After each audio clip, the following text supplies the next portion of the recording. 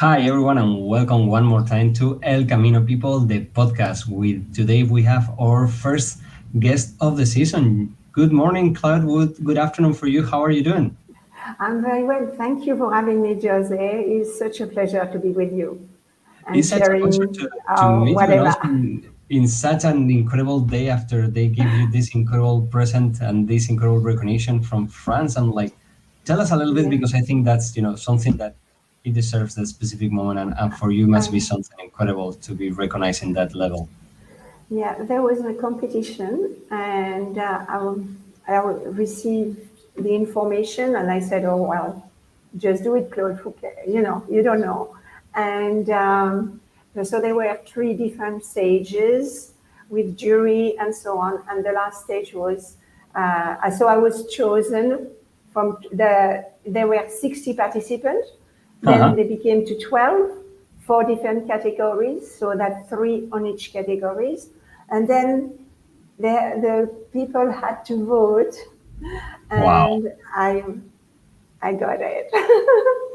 So I became the French of the Year in Australia Because for in culture and uh-huh. in culture and sport because of my first book, Good to Bliss, and what I have achieved in Australia.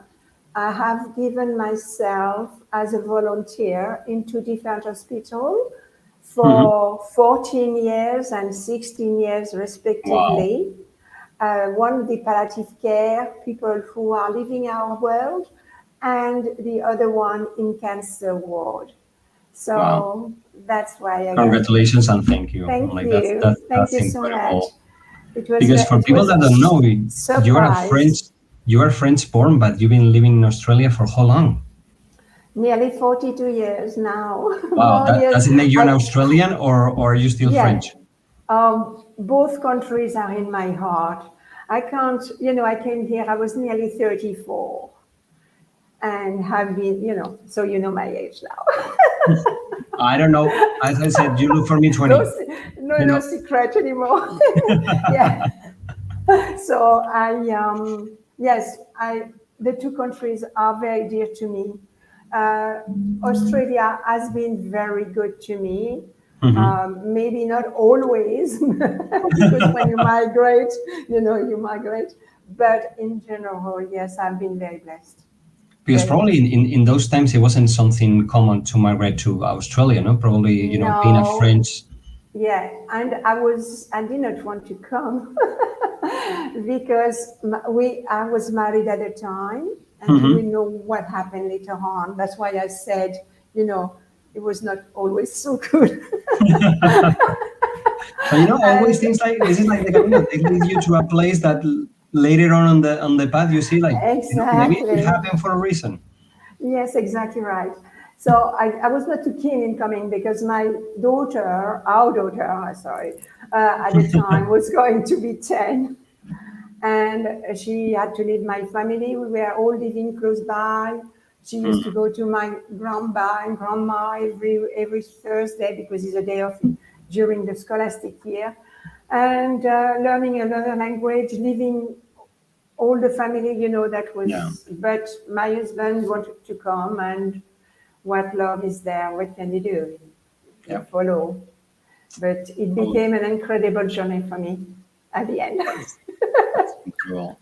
So as you know, we talked before, there is always that little icebreaker that with we already broke the ice in so many different Yeah. ways, but we always have what we call the 1 minute questionnaire. So it's 1 minute Okay. questions. We have the list here. Okay. The whole Back to idea school. it is like back to school. It's like a little challenge. So as I tell everyone, if you listen to the other podcast, you see that so many people have gone really far on the list, so others not so far. But the whole idea is to see they are all Camino related, and the whole idea is Okay. to whatever comes to your mind. When I told you the little, start of the sentence, whatever comes to your mind, just throw it out there. Are you ready? Yes. Let's What go. comes to my mind? Forgiveness. Okay, your first Camino. My first Camino from Vézelay to Muxia. How many Caminos? I've done two Caminos, but I mean, we could say 3 Caminos because I did a little bit of the Portuguese one. One city. One city that is dear to my heart, Muxia. One color.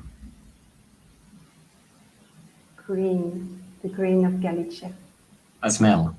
And France, the smell.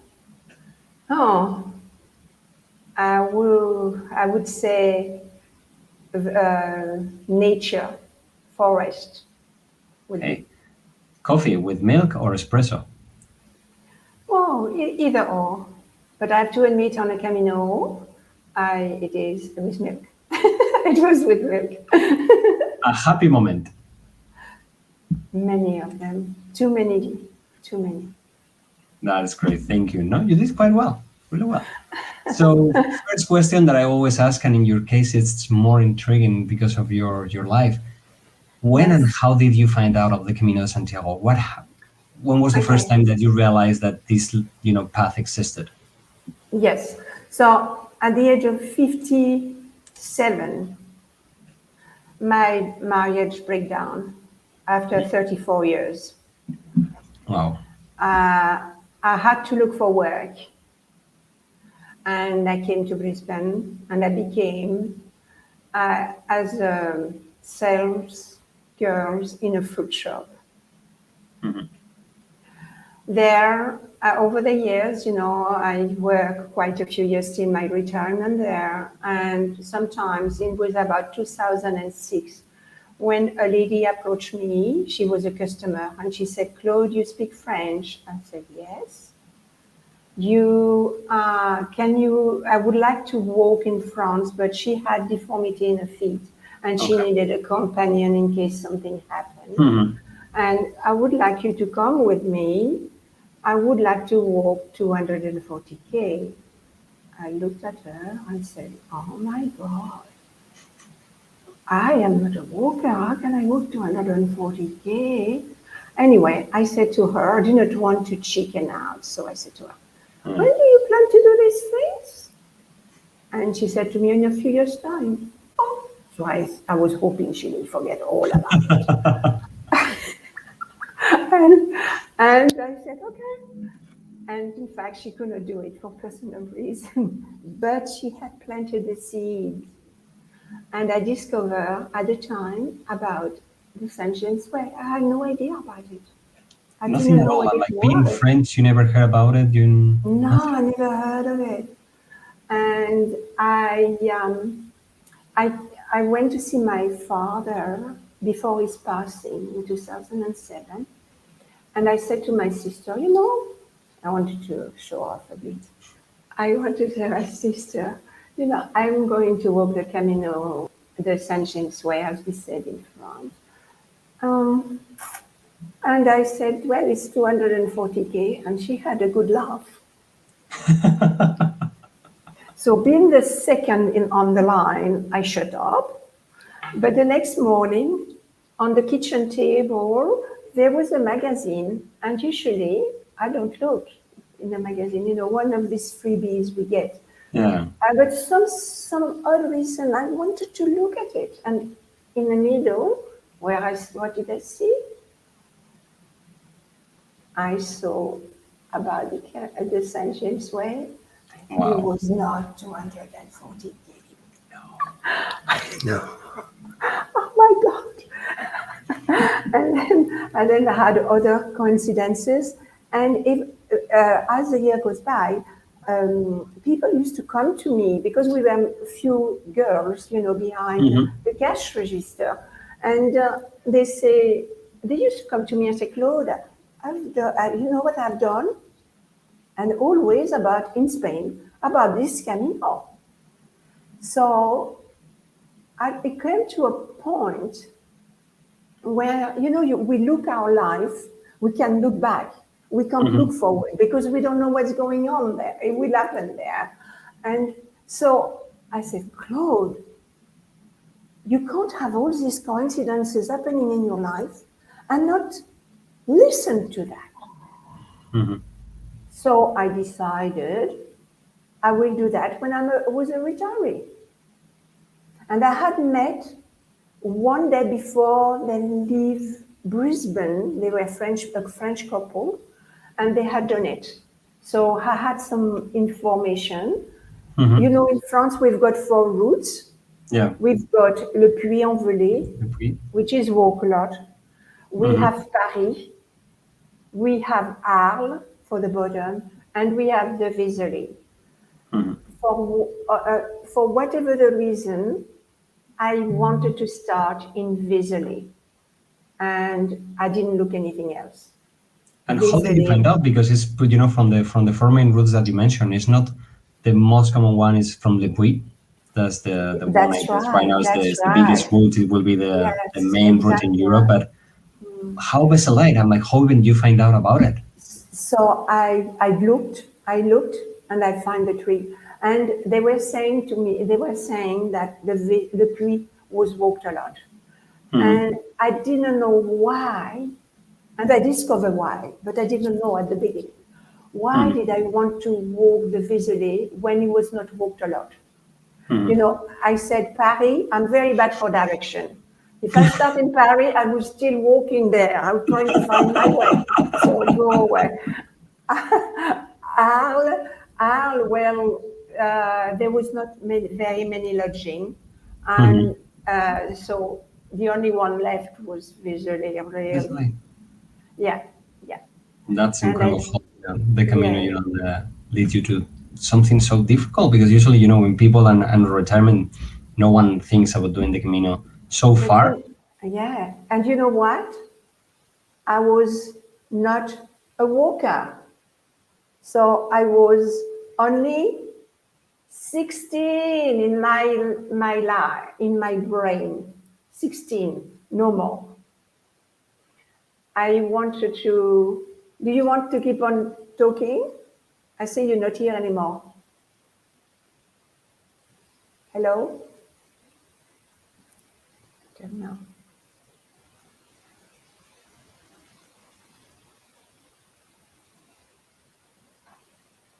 Okay, so I don't know what to say. I just said I keep on talking. So I decided for the Vézelay way. And it was challenging because in those days it was not signed a lot. So I got scared, I got lost.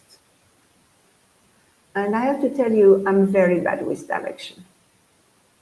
Very bad. My children said, if mom's got a directorate in her hand, we will end up in Africa. But we live on a continent here, a big island. So we never went to Africa. We never did that because there was no way. I don't know what to do. Shall I keep it? Can you hear me? Hello? Can you hear me now?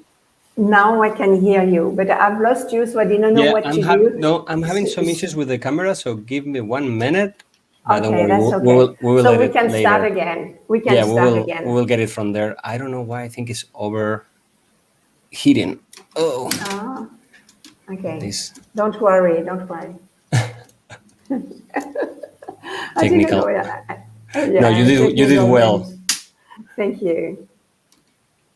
But we can start. We can talk again about Get it from the there. Yeah. visually. Yes, we start from there. Let's see now.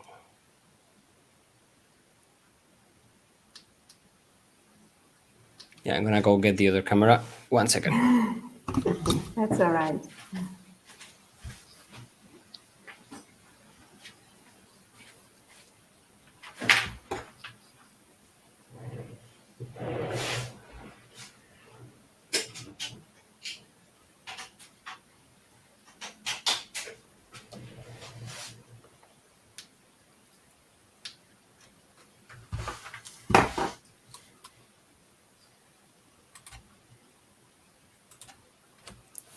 Okay.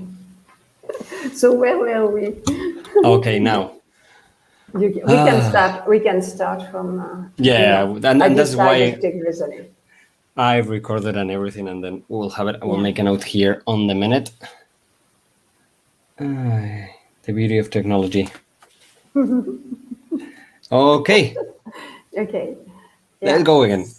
Okay. So I decided to start from Vézelay. And the people I met prior, they were returning the next day to France. They had done the Vézelay as well. But I did not want to walk with somewhere where it was very busy. I did not understand why. Why did I want to do that? But I say, okay, Vézelay. And there was the story of Saint Mary Magdalene as well, which as well, you know, at the Basilica there. I couldn't, from an early child, I did not understand why someone should be stoned for whatever crime they did. I did not understand what she did. But so I said, well, I'm going there. Huh? The Saint Mary Magdalene, and here we go, here I come. And what people, And you know, I guess your family at the time, your friends were like, you're going from Australia, you just retire, you're going to a Camino that no one walks really, it's not yeah, really common, and it's not, you that's know, right. and But I didn't know that. I didn't know that. You and know, probably I your knew friends and that it family don't know wasn't when. work.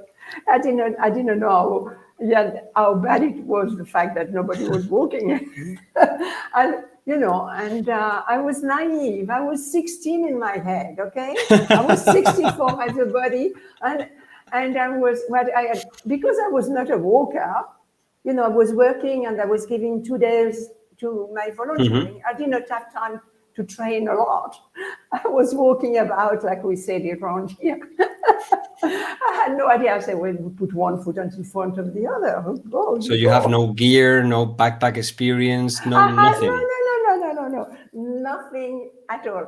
I was just like a 16 years old, believing in his lucky star and starting a.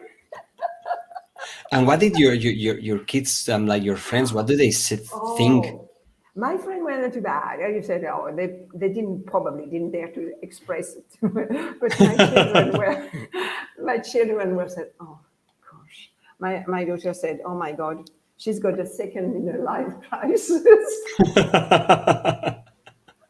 My son was surprised, and my daughter-in-law and my son-in-law as well was surprised, and they said, oh, okay.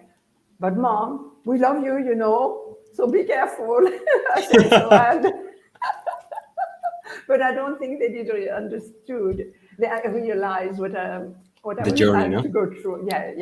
Like me, I was naive. So did you prepare anything? Did you plan ahead? Because for people that don't know, the Besselay route compared to the French or from Le Puy, it's quite different. It's not so easy to find a place.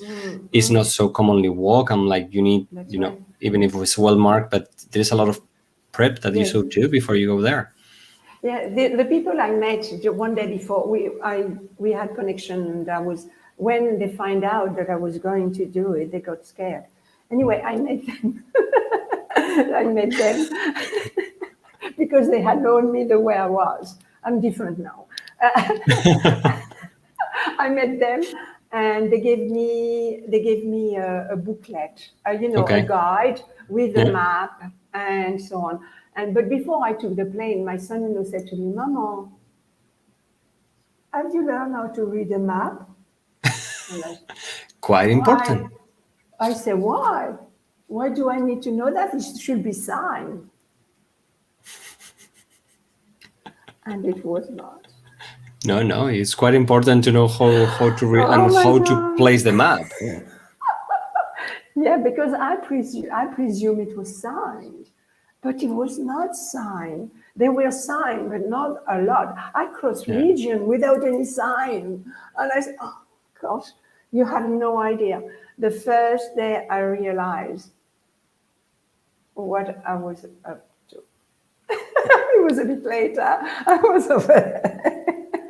And it has been raining, and there has been because it was April, early April, the snow has melted, so there was Wow. mud galore.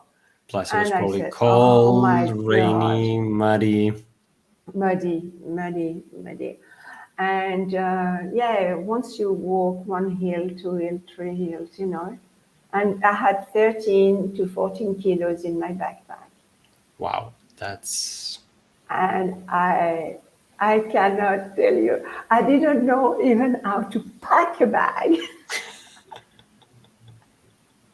I learned very quickly that you put at the bottom what is heavy and what is light at the top. The top. But I didn't know that. I had to learn.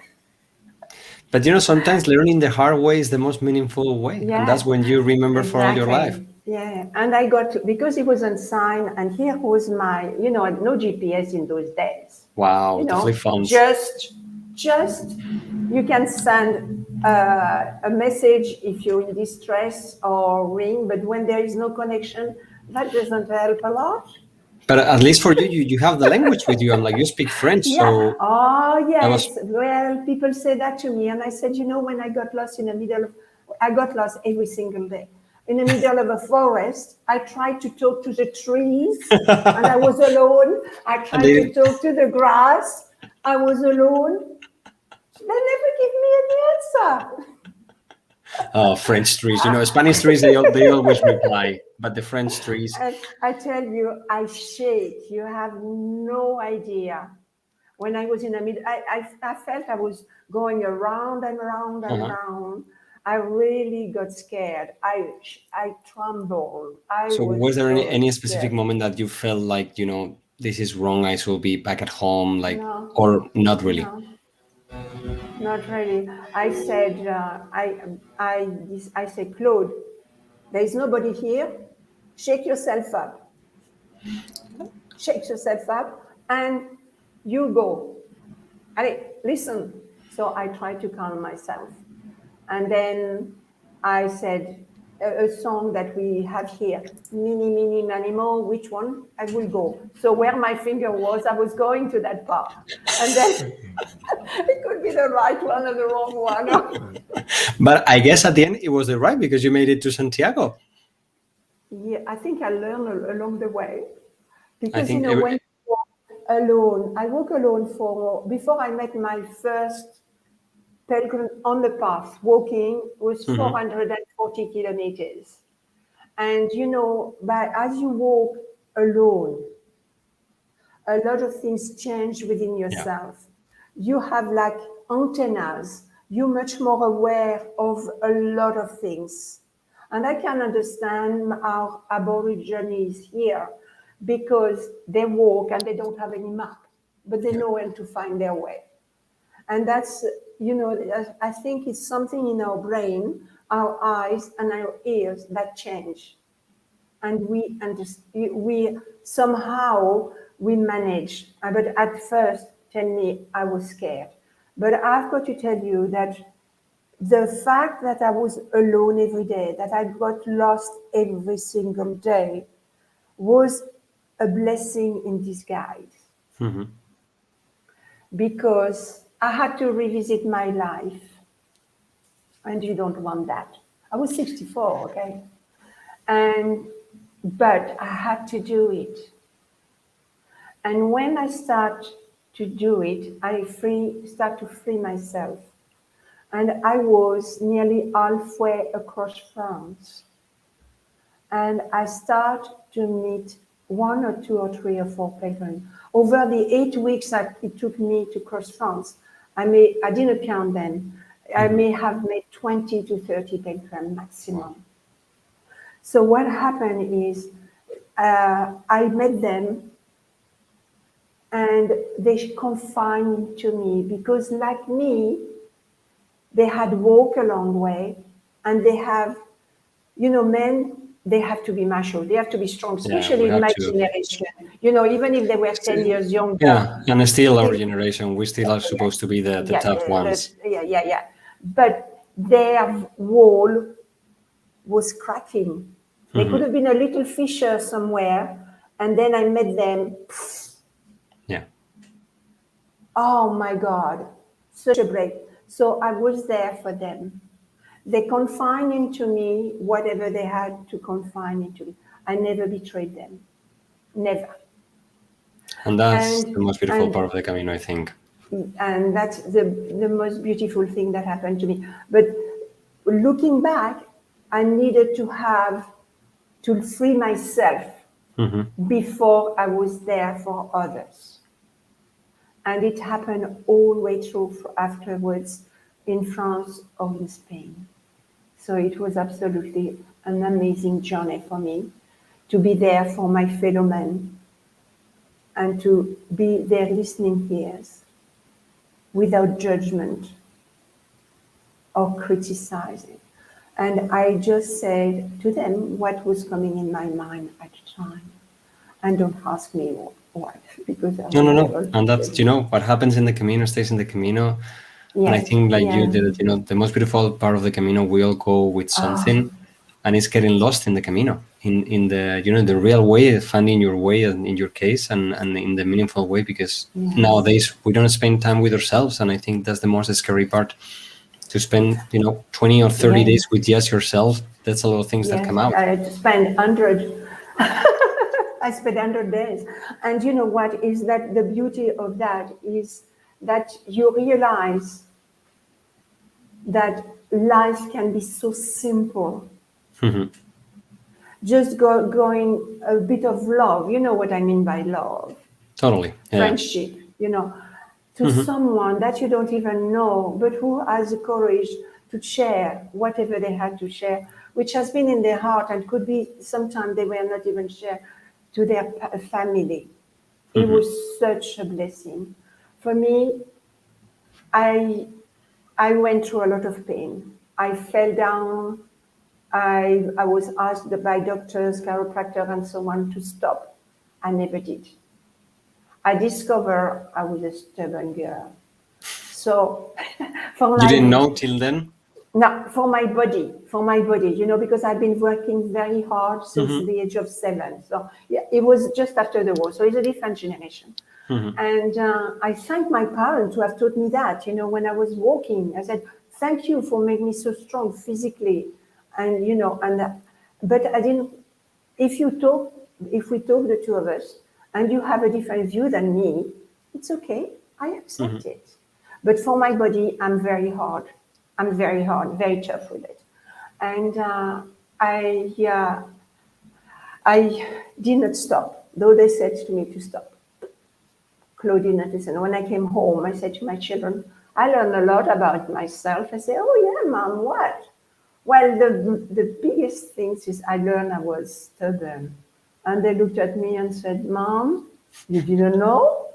You have to go all the way to Europe for that? And I said, guys, it's not that. I was, in our life, I'm determined. If we made a decision, a wrong step, I will help you and I'll keep on going with you. But that's not stubbornness. Or during my married life, we decide something, okay, I measure and then I say, okay, we do it, and then nobody stopped me. But that's not stubbornness, that's determination there, because I did not want to stop and I was told to stop. I didn't, never listen. So it took me 8 weeks to arrive to Saint-Jean-de-Pied-de-Port. Wow. And I was, oh my God. I saw all these pilgrims. I had nearly no one. I had become a hermit. And I said, oh my God, all these people. I was lost. I was lost at the beginning at Vézelay when I was alone. And I was lost when I heard all these pilgrims. It was amazing. And I met a young man. I was on, I don't know, maybe 6 weeks about 6 weeks to Saint-Jean-de-Pied-de-Port. I had been walking for, maybe 7 weeks before Saint-Jean-de-Pied-de-Port, and I had a terrible day, physically and emotionally. And I arrived at the top of the hill. I'm still emotional about that. And I saw, for the first time, the Pyrenees. I had been walking 7 weeks before I reached, I could see them. You know, they were very far away, Yeah. maybe 200K or 300, I don't Mhm. know. But it doesn't matter. And I cried. I text my children and said, for the first time, I see the Pyrenees and I'm crying. Another journey will start after that. And that's the beauty, and like a lot of people ask, they think that the Camino is just the Cruz de Ferro, just Santiago, and it depends. Some people have the breakthrough in the Pyrenees, some people have the breakthrough in Murcia, and for you, walking so long and also alone and like seeing the Pyrenees, that's the kind of like something new starts after that. And I think that's also part of the beauty. And when people ask me, where should I begin the Camino? Roncesvalles, Saint Jean, I'm like, the feeling of crossing over something, passing from a country to another and feeling that stage that's quite hard. It makes a change. It's different. Absolutely. Absolutely. And so my journey across Spain Mm-hmm. was in a way different because, excuse me, I was meeting a lot of people. Sorry. Yeah. I was Let meeting me more people. bring you there because one of the things like a lot of people know, we know the French Camino, it's well known, but let's talk a little bit more about the Bethelay route. How was it, now that you know both and Yes. looking back to your journey, how was it different? Is there municipal albergues? Do you have to prepare Yes. more? Do you have You to have plan? you have to book in advance. You need to book in advance all the Mm-hmm. time. So depending, on the guide that I had, I received as a present, there was a list of pilgrim or places where I could stay with the phone number. Okay, but there were like more So churches, quites, or mix private, of private. pilgrim, private, church, whatever. Whatever was coming my way. Yeah. And the distance, So, well, how was the average? How many kilometers would you have to walk every well, day? because I got hurt, as I said to you, sometimes I had to cut down the number of kilometers I was doing. That's why I did it in 8 weeks. Okay. So it's Yes. an option to find, like, for example, in the Via de la Plata, you walk, there's days that you have to walk 30K and because there's Sometimes no it's place. happening So because I also, got lost. Because I got lost. So sometimes I walked for 12 hours a day before I find my way. But so it was, as I said to you, it was stubbornness and determination because otherwise you could have gone, boom, I don't want to do it anymore. But I wasn't. And I wanted to finish in Santiago. When I got, you have to have your pilgrim passport. And when I registered in Vesely, I have to tell you what happened in Vesely because I did not understand the meaning of it at the time, but I understood it later on. So I went to register, and these people I had met in Brisbane said to me, Claude, we should call you Claude the Australian. Oh, wasn't it a wonderful thing? Claude the Australian instead of Claude Tranchant. Who would have remembered my name? So I was known on a path as Claude the Australian. Australia. There is a radio pilgrim. I call that radio pilgrim. At night, some meet or they stop at an albergue before me in France. Mhm. After me, sorry, and they say, "Oh, we saw Claude. Claude the Australian. I don't think she will make it."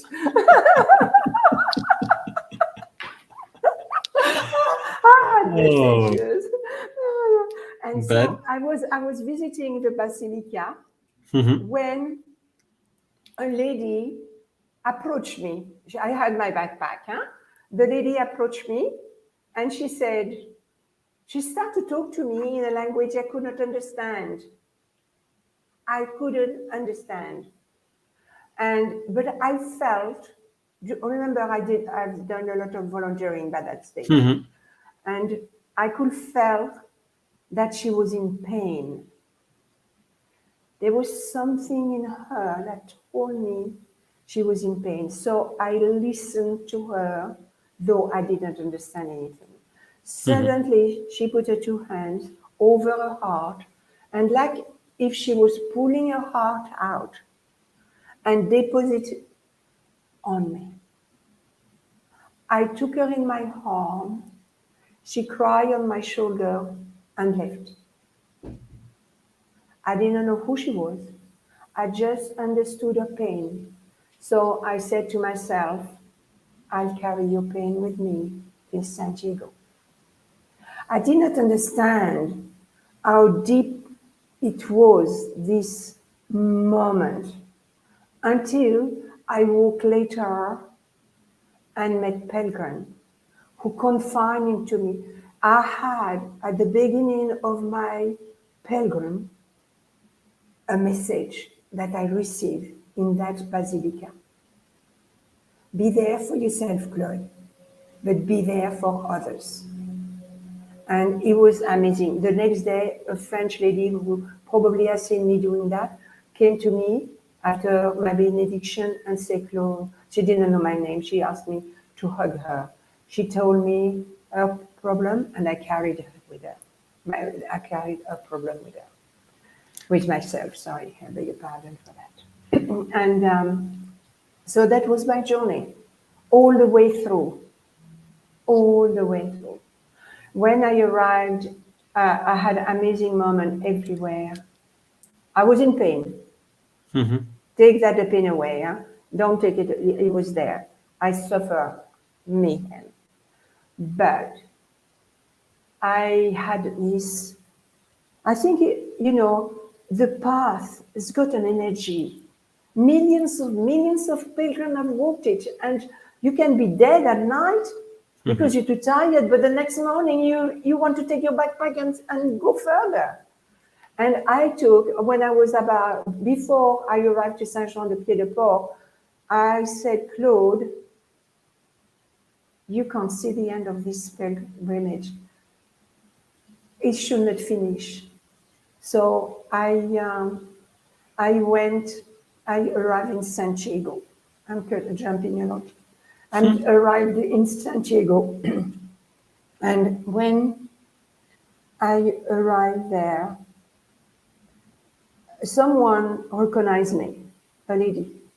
We had made 550 kilometers before at Puertal Arena. At Tapioca.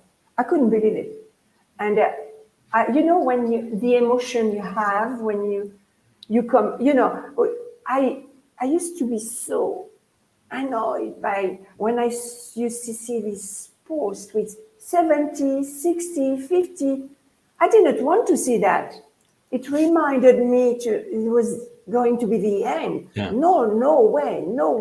Mm-hmm. I was not happy to see them.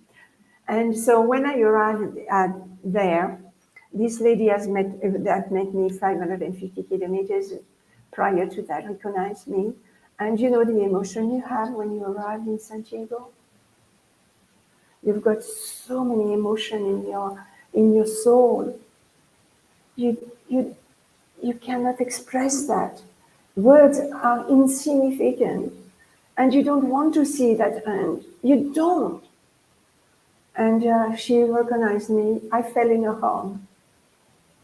The emotion was too great. Then, as you know, we arrived, and there is a little street, and you go down before arriving at the corner of the square of Brion. The bell started to ring.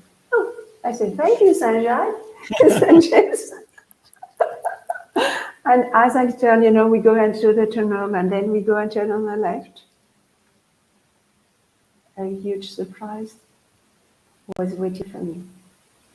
Pilgrims that I have met across France or Spain were waiting for me, clapping.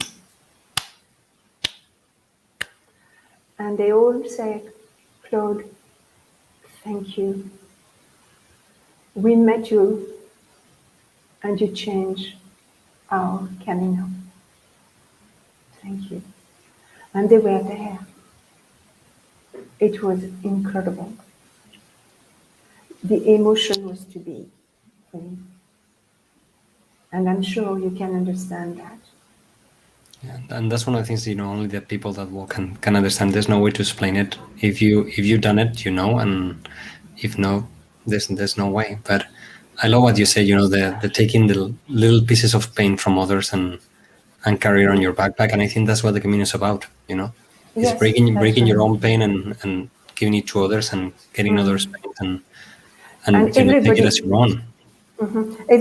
everybody walk for their personal reason. Mhm. Like me, I did not know why I wanted to walk it, but I discovered it. So when I arrived in Santiago, I knew I couldn't stop there. So I went to Finisterre. And when I reached Finisterre, I said, well, I have to go further on. So I went to Muxia. But the reason why I went to Muxia is when I registered in Vézelay at the Basilica, the lady asked me, where do you want to stop? And I looked at her blank because I had no idea. But I had in my mind a name, Finisterre. So I said that. And she said to me, oh, well, if you stop there, you can go further Muxia. And I had no concept of what was walking. Yeah. Remember? And I said, okay, right, Do that. Muxia. And because I am a lady who keeps his word, Yeah, we know by now that you're. I had to go to Muxia. But when I arrived in Muxia, there was something I had to do.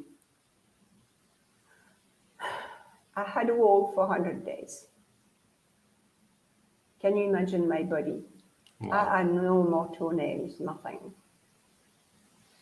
I suffered a lot. But I wanted to return to Santiago. But when I was close to La Barca, Santa Barca, I realized on the shore that I couldn't do it anymore. So, like a soldier in front of the enemy, I had to stop. But before stopping at Muxia, I had to do a last thing. So I went on the top of Mount Corpino. I don't know if you know it. Have you been there? Yeah. It's beautiful there. Muxia is also one of The energy over there is incredible. Mhm. And I had to do something that was important for me because otherwise I would have walked 100 days for nothing. I had to forgive.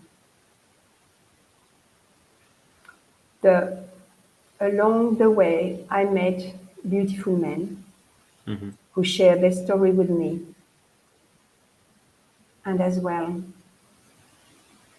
I discovered how tender their heart was. We couldn't understand sometimes because they probably we didn't speak the same language, but then you can express yourself differently. And I was touched. I saw them crying. I saw the beautiful heart they had, that they had hidden all these years. So they taught me something. I may have said things to them and taught them something, as they said to me, the one I met again in front of Santiago. But they taught me as well a lot. So I had to forgive them. I forgot to forgive men because that's the one who have hurt me the most in my life. But I had to forgive myself as well because nobody is perfect, isn't it? So at the top of Mount Corpino, I did that. And when I was doing that, I was meditating and doing that, the wind came. And it was like if the wind was taking away all my pain. And a new Claude was coming out, like a bird flying for the first time from his nest. And I find it freedom. I had along the way, when I used to talk to men or women, I was walking and looking on the ground as well, and I used to find some heart-shaped stone. And I gave the first one in France, not far from Saint-Jean-de-Pied-de-Port, to a young man. And then when I was talking with this man on one-on-one, that's why walking by yourself is much better, because people confine into, we have four ears, four eyes, and these two people sharing a moment important in their life. And if I felt it, and if I could see this heart-shaped stone, I picked it up and gave it to them and said, if you are in pain one day, remember, a friend is thinking about you. So I'd find one heart-shaped stone in France for me that I carried all the way. It was not heavy. And so when I was at the top of Mount Camino, after I freed myself, I dug in the dirt, close to a boulder and a little bush at a time. And I put my heart there. And it was protected by the boulder and the bush, like I wanted my heart to be protected in the next part of my life. Wow. When I arrived, you know that I did it again for the Camino Skies, the documentary and film, I went back there because they returned to, they stopped in Santiago, and I walked back to Muxia, and I went back there, tried to see it. I could not find it because the bush was so tall. That's a beautiful sign. Your heart is lost forever in Murcia. Yeah, exactly. So what I did, I had another one that I collected in Spain, this one, and I put it there. I don't know if it was beside each other. I've got no idea, but it was, yeah. It's incredible because also all my Caminos I have to finish in Murcia. Yeah. For my first Camino, I finished there, and it was my biggest, most special moment. And every time I go to Santiago, I have to go to Murcia. You know, I'm so thankful that this lady said Muxia, and because for me, Muxia is a blessing. It's special. It's special. And I was going to redo it, but the COVID, you know. And I will stop in Muxia. I will start in Vézelay, Muxia. I'm 75 now, but I don't know when, 77, but we will see. Maybe I've grown a little bit. Maybe I'm 19 and a half now. I'm not sure. For the, you know, we've been talking for an hour, and I think you're still getting on your 18. But you know, the Camino is very dangerous. You know why? Because you want to return. So, as I was telling to you, imagine living in the Camino and seeing pilgrims every day going by your door. It's horrible. It would be so hard. It's hard for us here. Can you imagine? Yeah. So that's what all about my Camino. This all was your Camino, and then you go back to your home in Australia. You know, a lot of people. For me, one of the things, you know, the Camino, it's living in a cloud. It's living in a dream. It's not real life. You know, we all know that. A lot of people think that the Camino is what the real life is supposed to. I'm like, no. You know, the Camino is a special place, and that's why we go back. But how was the Claude that lived Australia come back? How was coming back and getting back to normal life? Because a lot of people, you know, the Camino blues is a real thing. Some people really struggle getting back to life, and some others, they just have the best. You know, I have friends that they walk to town. I have friends that they sleep on a sleeping bag for a month. Everyone deals in a different way. How was your, you know, because your Camino was so long, 100 days. Yeah. I smiled. You know, I was happy to meet my friend, but inside I was dying. I was dying inside. I was missing it all the time. And one day I shared that with a friend of mine. We've been friends for a long time.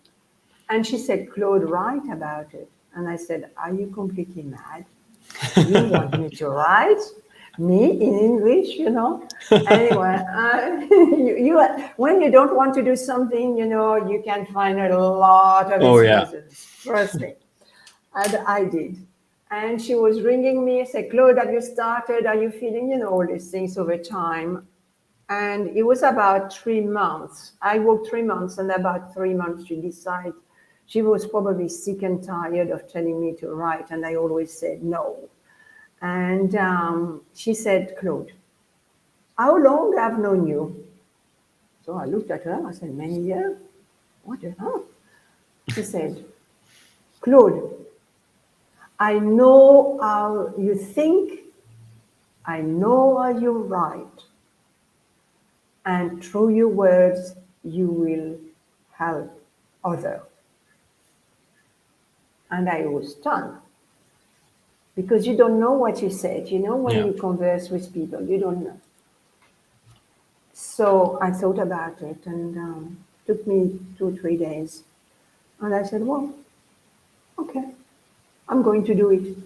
You know, if I can help someone, maybe I can help one person, but I did not understand anything about the publishing industry and all that. The easiest part was the writing. Really? Yes. And you know, I believe that when you are on the right path for your life, doors open systematically. So true. And so, door open, people came in my life, and I had readers.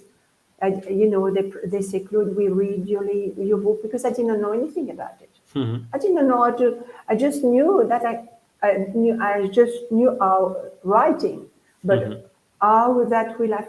I didn't know if it will be interesting for others. I have no idea, but it was very healing for me because I had to return every day to what I was, because you know I was alone on the path and alone at night in the lodging. You know, albergues or whatever, refuge in Yeah. French.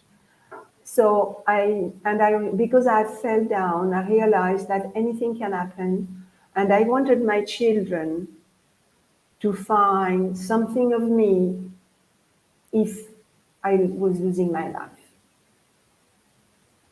And so all that, you know, helped me as well. And the photo, because I had that, but I had a camera as well. And that a present of friends gave me that before I left. And it was a digital one. Okay. When they saw that I was going to go with the one with the, Oh, with the old they film. say, Claude, Claude, you can't go with that. So they offer me. I tell you, when we think of it, it's so And incredible. what was the And idea for your first book? Like when you started, you know, writing, a lot of people, they will think, you know, how hard is to decide how to write a book. And I wrote what happened every day to me, and I wanted to be honest. So whatever, sometimes I said, oh my God, what are they going to think? Oh my God, you can't. But I say, Claude, you have to be honest, you know. You cannot do other thing than being honest and go for it. So it's my book.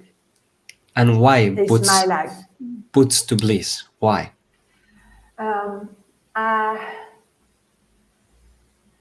I don't, you know, I decided of a title at the end when I finished writing it. So every day, because you know you walk, and every day I was thinking about one. So I had a long list, and and this friend we were invited at my daughter's place, and they said, Claude, what is the title of the book? Oh, I said, I've got a lot, you know, I've got this, I've got that, and that. And then I said, boost to whatever, I can't remember exactly what it was. And this friend said, well, what about boots to bliss? Oh, okay. And that was it. That was it. So nothing deep, nothing, just. But because it represented, I liked the fact the bliss, because the boots, you know, is heavy. And that was the beginning. But the bliss was the end. Yeah. When I was free, when I was a new person, when I knew Claude was really, because I was born in a different era, just after the war. So women were more subservient than what they are nowadays.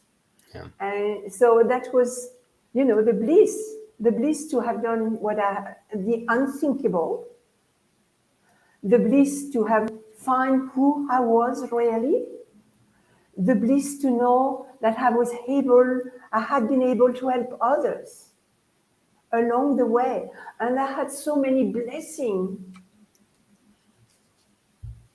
I'm not talking about pain, huh? I'm talking with my soul. My heart was full. So it was the bliss at the end. Like my second book, because after that And that's the thing, like you didn't stop after that. Someone will think maybe, this is a once in a lifetime journey, but as we know, the biggest problem with the Camino is that once you walk your first Camino, there is a beginning, but there's never an end. The Camino never finishes in Santiago, never finishes in Murcia. The Camino finishes when your life is ended. It's the Camino of life. It's the Camino of life. So what happened after that? You finished your first Camino. You wrote the first book.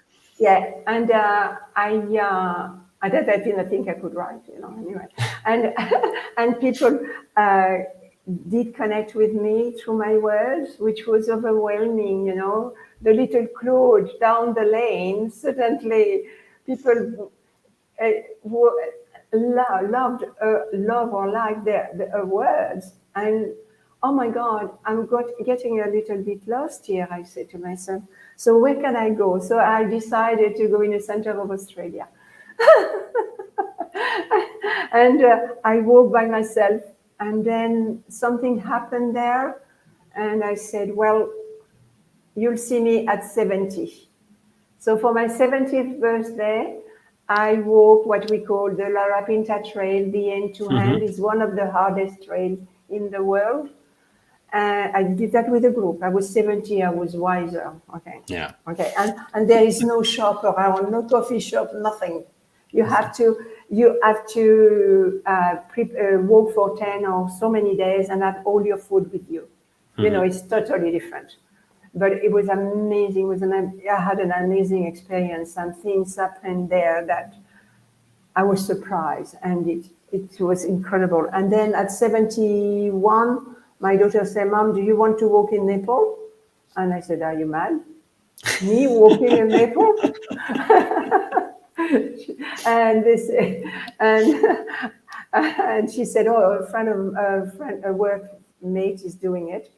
And here I said, okay, I'll go it. So at 71, I went to Nepal. I did Punggye. Wow. Amazing thing, amazing. I reached 3,210 meters.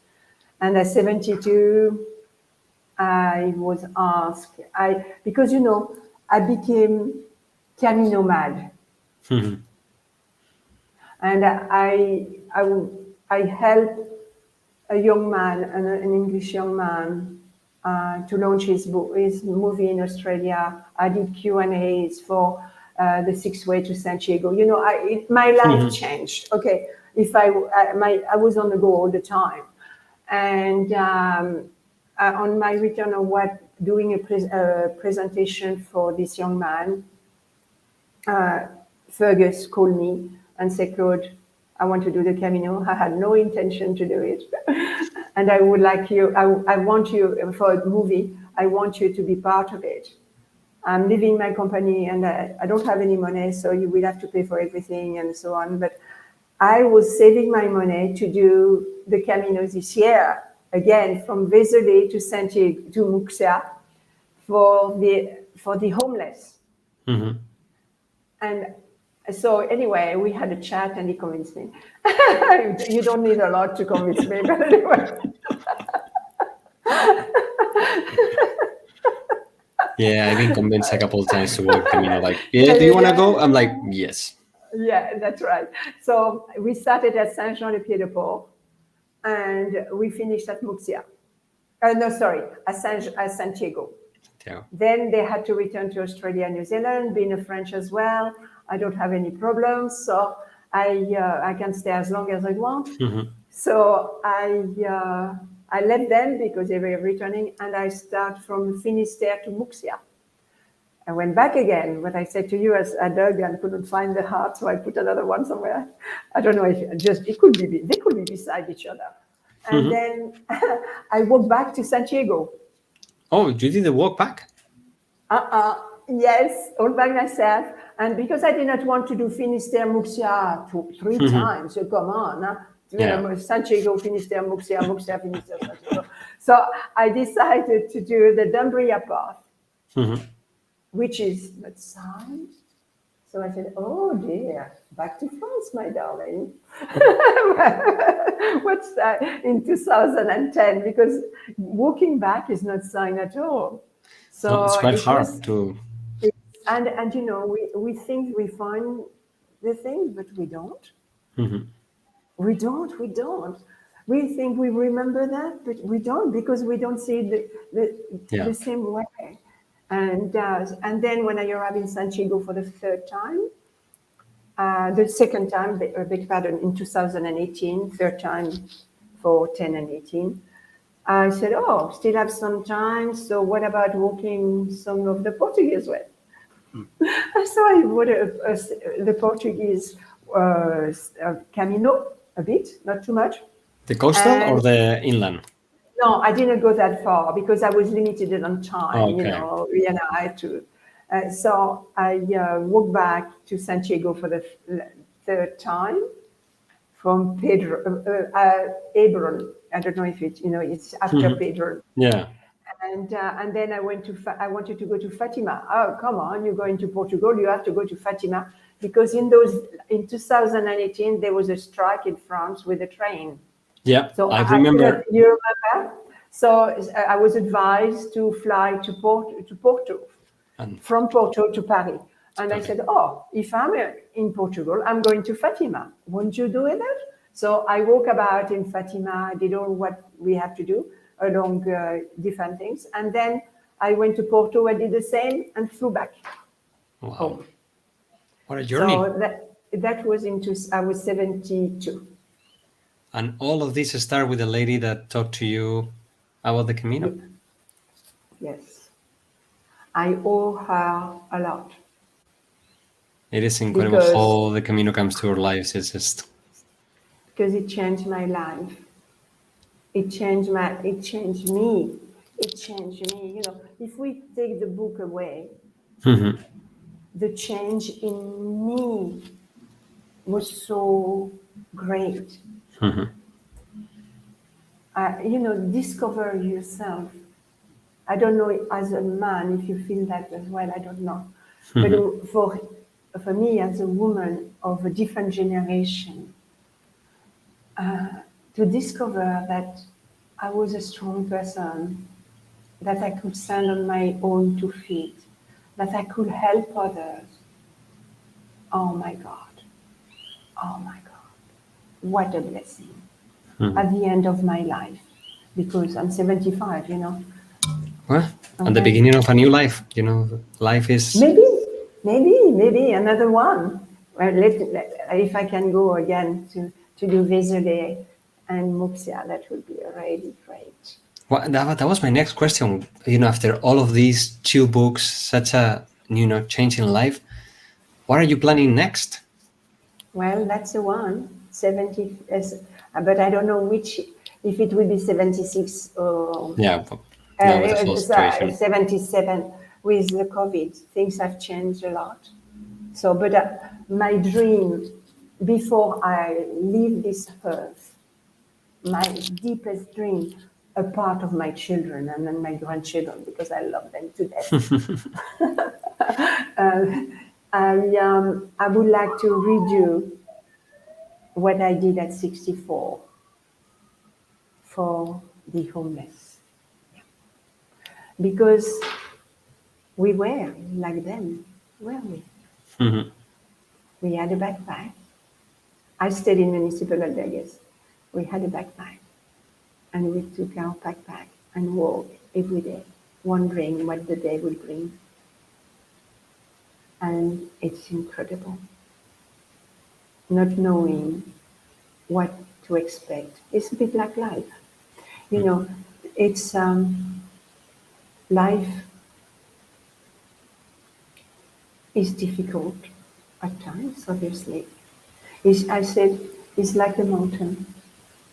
We climb up slowly, maybe, but then we reach the top and the landscape is beautiful.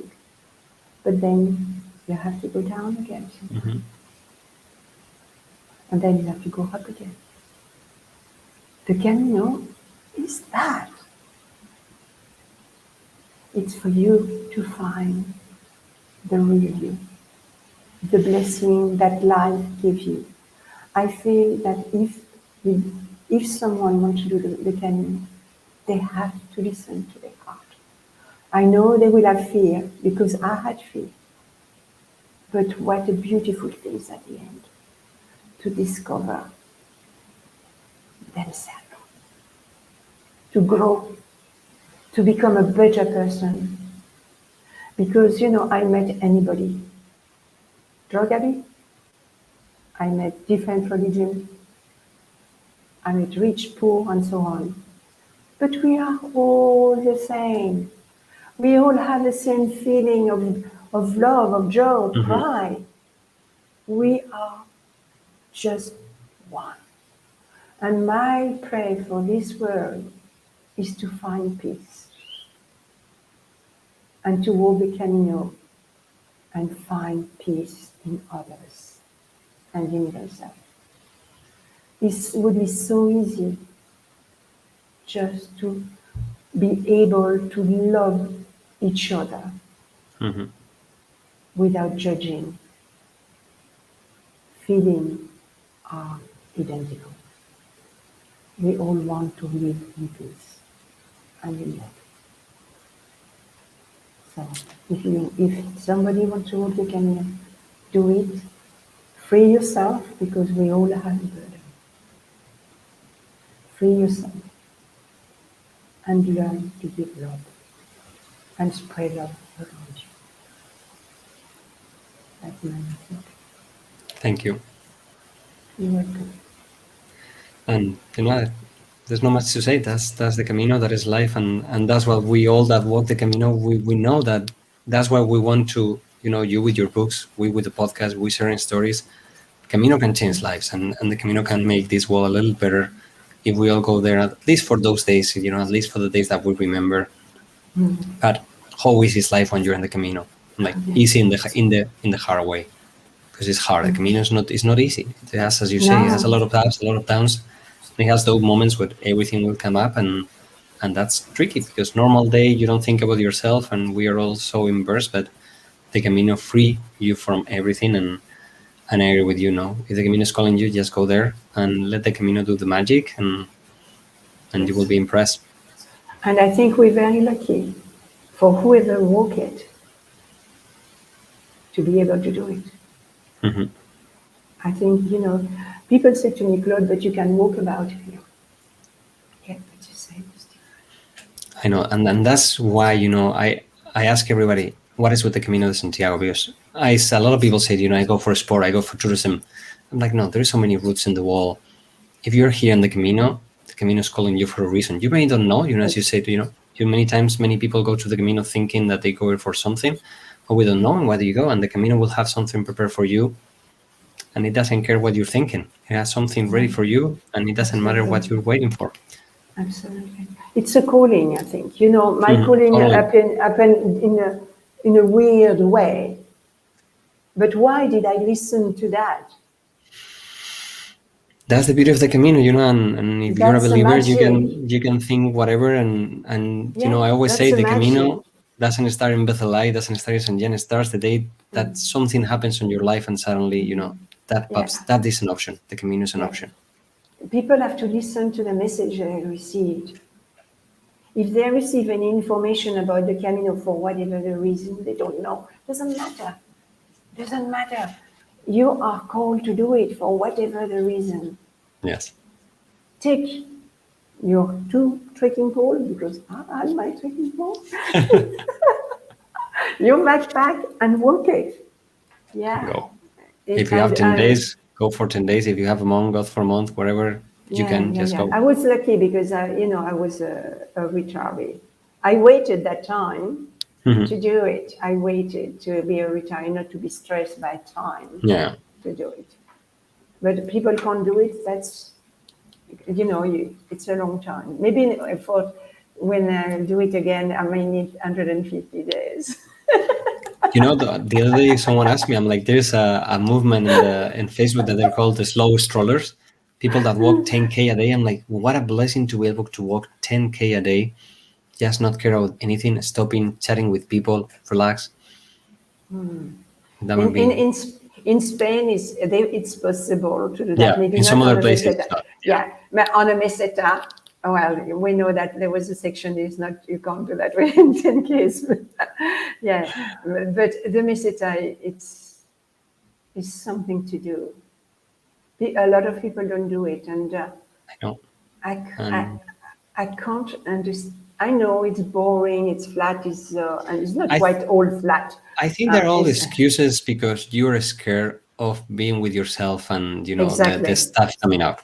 And I think that everybody that skips the meseta is because something deeper in them is calling them not to do it. And, as I said, if that's your Camino, it's your Camino. Who I am to tell you? I know that the meseta is one of the best parts of the Camino, but if your Camino is made to skip the meseta, who knows? Maybe you're going to have your big day somewhere else, but like carrying your backpack, sleeping in a church, sleeping in a hotel, each Camino is different and you cannot judge anyone for, the important thing is that you are there and you're walking.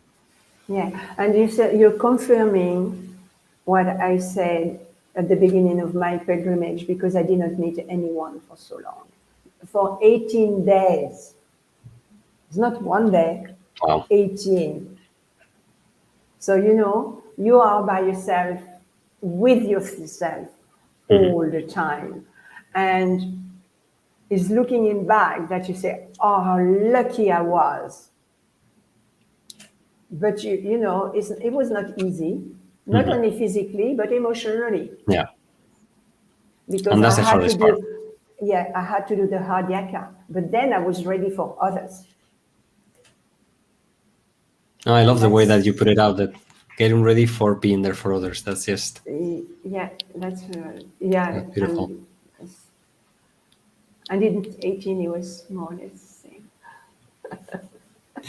Anyway, Claire, I would like you to say something, for all those women, all those girls that are out there, and they're wondering about the Camino, and I think a role model like you, that has gone through life through so much, and being right now that you're representing the whole, country of France in Australia, and and if you look back, such an incredible life, like, what would you tell all those girls out there?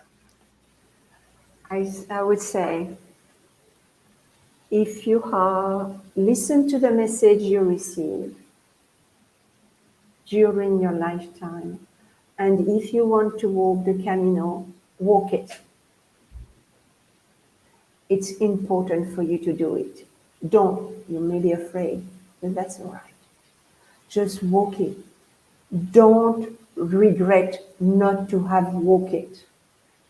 Because I do when I am in hospital, in cancer ward or palliative care, the things that the people said to me, Claude, I did not want to do this.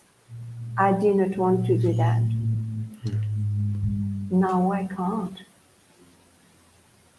So don't do your life in a way that you allow yourself to do what you desire. Because don't be on your deathbed, regretting not to have done this, not to have done that. You are stronger than what you think. Discover that. And you will be so happy, and you will have a fulfilled life. I wish you well, and bon camino, au bon chemin in France. Merci. Thank you so much, Claude. Yeah. It's been amazing talking with you. I invite everyone to go check your website, check your Boots to Bliss and Boots to Freedom, and probably wait for the next. There's going to be another Boots to... Who knows? I hope so. I believe so. You believe so? Okay. I think so. Okay. And We it shall needs to be see. a bigger book that puts all the other into perspective. Thank you. Because the Oh, well, journey, we will see. we'll Yeah, we see. never know. Never know. I didn't know. If I had known what I know now about my life, Oof. I said, oh my God, if somebody has said that to me, Claude, you're going to do this, you're going to do that, I would have said, you go and see a psychiatrist. You would be. But look where we are right now, after 2 years of COVID and everything. So that's the beauty, keep smiling, keep being, with the energy that you have, as you say, been Thank you. 19 Thank you, all your life. Jose. And thank you for transmitting so much and for spreading the word about the Camino, worldwide and helping others to take that step forward that I think, that's what we are all here for. So as we will say, Ultrella, buen camino. Eritrea, buen camino, bon chemin, au revoir.